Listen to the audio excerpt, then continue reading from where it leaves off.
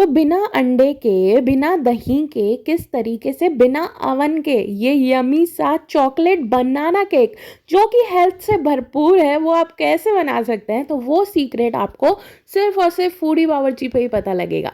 So hello मेरे बावर्चियों, सत श्री अकाल, आदाब, नमस्ते, कैसे हैं आप लोग। तो आपके लिए मैं लेकर आई हूँ एक बहुत ही easy peasy lemon squeezy tasty सी रेसिपी।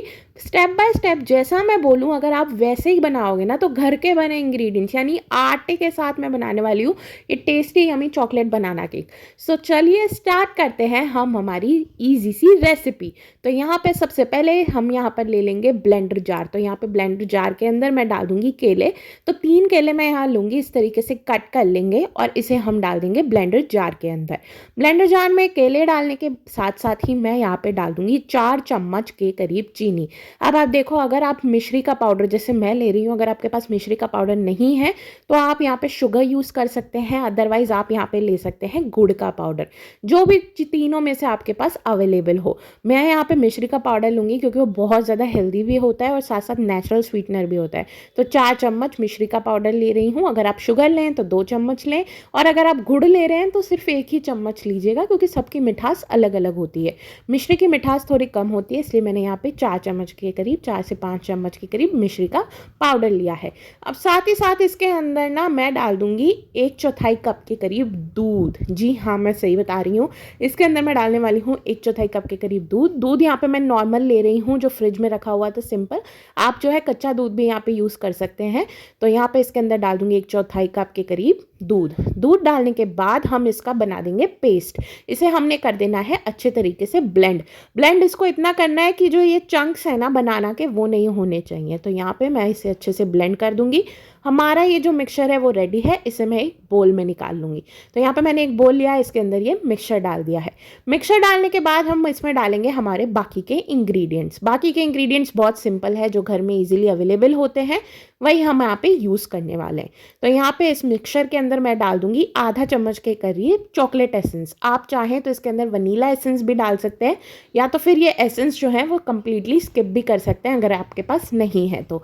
मैंने यहाँ पे डाला है आधा छोटा चम्मच के करीब यानी कि वनीला एसेंस। तो आप यहाँ पे वनीला, चॉकलेट या जो भी एसेंस अवेलेबल हो वो डाल सकते हैं। डालने के बाद इसके अंदर हम डालेंगे हमारे बाकी के इंग्रेडिएंट्स। तो सबसे पहले यहाँ पे मैं डालने वाली हूँ कोकोआ पाउडर। तो मेरे पास अनस्वीटेंड कोकोआ पाउडर था, यानी कि मीठा वाला नहीं था। आपके पास जो भी अवेलेबल हो आप वो वाला कोको पाउडर इसके अंदर डाल दीजिए। अगर आपके पास कोको पाउडर नहीं है तो 2 डेयरी मिल्क ले लीजिए, वो भी आप इसके अंदर डाल सकते हैं। कंप्लीटली ऑप्शनल होता है, सिर्फ हमें चॉकलेटी फ्लेवर देना है। तो इसलिए मैंने इसमें डाल दी 1 बड़े चम्मच के करीब कोको पाउडर। कोको पाउडर डालने के बाद इसके अंदर जाने वाला है आटा। आटा यहाँ पे हम कितना लेंगे, 1 कप के करीब। तो यहाँ पे मैं यूज़ कर रही हूँ ताज़ी गेहूं का आटा होता है, पैकेट आता है, वो वाला पैकेट में से मैं डाल दूंगी इसके अंदर 1 कप के करीब आटा। आटा नहीं है तो आप यहाँ पे मैदा यूज़ कर लीजिए, अदरवाइज जो मिक्स पर्पस फ्लोर आता है यानी कि जो मिक्स्ड आटा आता है वो भी यूज़ कर सकते हैं। तो यहाँ पे मैंने मेजरमेंट के लिए कटोरी दिखा देती हूँ। 1 कटोरी के करीब इसमें गया है आटा, 3 केले, 3 चम्मच के करीब शुगर, साथ ही साथ आधा चम्मच वनीला एसेंस, 1/4 कप दूध और यहाँ पर 1 कप आटा। सब कुछ अच्छे से मिक्स कर लेंगे। मिक्स करने के बाद इसका ये देखिए बैटर बिल्कुल रेडी हो चुका है। ये बैटर कुछ इस तरीके का होना चाहिए, इसके अंदर कोई भी लम्स नहीं होने चाहिए। तो ये देखिए बैटर कुछ हमारा ऐसा होना चाहिए, ना ज़्यादा गाढ़ा होना चाहिए और ना ही ज़्यादा पतला होना चाहिए, इतना ही फ्लो होना चाहिए हमारे बैटर का। अब इसमें हमारे लास्ट के इंग्रेडिएंट्स हम डाल देते हैं। तो हमारे लास्ट इंग्रेडिएंट्स जो हैं वो है, इसके अंदर जाएगा 2 बड़े चम्मच के करीब ऑयल। ऑयल यहाँ पे मैं वेजिटेबल ऑयल ले रही हूँ, आप कोई भी ऑयल ले लीजिए, बस सरसों का मत लीजिएगा। तो यहाँ पे मैंने लिया है वेजिटेबल ऑयल। साथ ही साथ इसके अंदर डालेंगे 2 चुटकी के करीब बेकिंग सोडा। बेकिंग सोडा की जगह आप बेकिंग पाउडर भी यूज़ कर सकते हैं, ये हमारे केक को अच्छा राइस देगा। अगर आपके पास बेकिंग सोडा, बेकिंग पाउडर नहीं है तो आधा पैकेट इनो भी इसके अंदर आप डाल सकते हैं। याद रखिए फ्लेवर वाला नहीं, सिंपल इनो इसमें डालेगा। सब कुछ मिक्स करेंगे, बैटर हमारा राइस हो चुका है। अब आइए एक ट्रिक बता देती हूँ जिससे कि ये जो केक है वो कितना स्मूथली उतर के बाहर आ जाता है। तो सबसे पहले यहाँ पर हमने ले लेनी है एक टिन। कोई भी बेकिंग टिन आप ले सकते हैं, कोई भी यहाँ पर आप ले सकते हैं बेकिंग मोल्ड, या तो फिर जिसमें भी आप केक बनाना चाहें। आपके पास कुछ नहीं है तो सिर्फ एक नॉर्मल कटोरा भी जो होता है ना वो भी आप ले सकते हैं। तो यहाँ पे हम ले लेंगे बेकिंग मोल्ड, उसके अंदर मैंने थोड़ा सा ऑयल डाला है और ऊपर से सूखा मैदा डाल दिया है।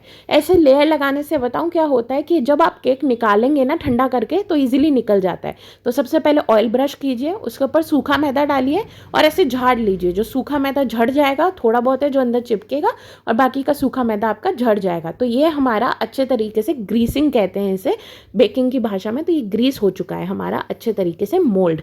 अब इसके अंदर मैं डाल दूंगी ये अच्छा सा हमारा टेस्टी सा हेल्दी सा क्रीमी सा बैटर। तो बैटर डालने के बाद आप ऊपर से चाहें तो थोड़े वॉलनट्स डाल दीजिए, यानी कि अखरोट, बादाम, काजू जो आपको पसंद हो ना, आप उस तरीके से ऊपर डाल सकते हैं।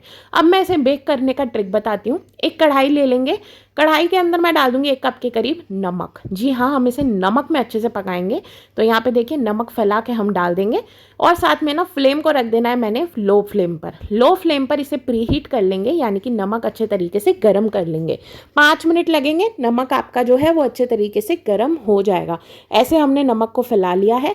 फैलाने के बाद बीच में हम रख देंगे हमारी टिन नहीं है तो आप कोई भी कटोरा या ग्लास में भी ये केक बना सकते हैं, याद रखिए अच्छे तरीके से। अब यहाँ पे मैंने डाल दिया है टिन डालने के बाद इसे कर देंगे हम कवर यानी ढक्कन से कवर और लो फ्लेम पर इसे 20 मिनट तक छोड़ देंगे। 20 से 25 मिनट के बाद आपका केक कुछ इस तरीके का दिखेगा। केक जब आपको ना ये देखिए चाकू डालें और चाकू एकदम साफ आ जाए, यानी आपका केक अच्छे से पक चुका है। गैस को बंद करेंगे, ठंडा होने पर इसे डीमोल्ड करेंगे, कट करेंगे। अब आप चाहें तो इसे आइसक्रीम के साथ या तो फिर आप इसे चॉकलेट ऊपर से डाल के या सिर्फ ऐसे कोराई टी के साथ यानी चाय के साथ भी इंजॉय कर सकते हैं। तो यार अगर आपको ये रेसिपी पसंद आई है टेस्टी यमी बनाना चॉकलेट केक की, तो ज़रूर से ज़रूर ट्राई कीजिए। और आपको तो पता ही है क्या करना है, फटाफट से कर लीजिए चैनल को सब्सक्राइब। नीचे सब्सक्राइब बटन है, फटाफट हिट कीजिए सब्सक्राइब बटन को और मेरे चैनल को सब्सक्राइब कीजिए। वीडियो को कीजिए लाइक शेयर और साथ ही साथ नीचे कमेंट करके बताइए हेल्दी डिलीशियस टेस्टी यमी सी रेसिपी आपको कैसी लगी और फ्यूचर में किस तरीके की रेसिपीज आप देखना चाहेंगे। तो थैंक्स फॉर वॉचिंग।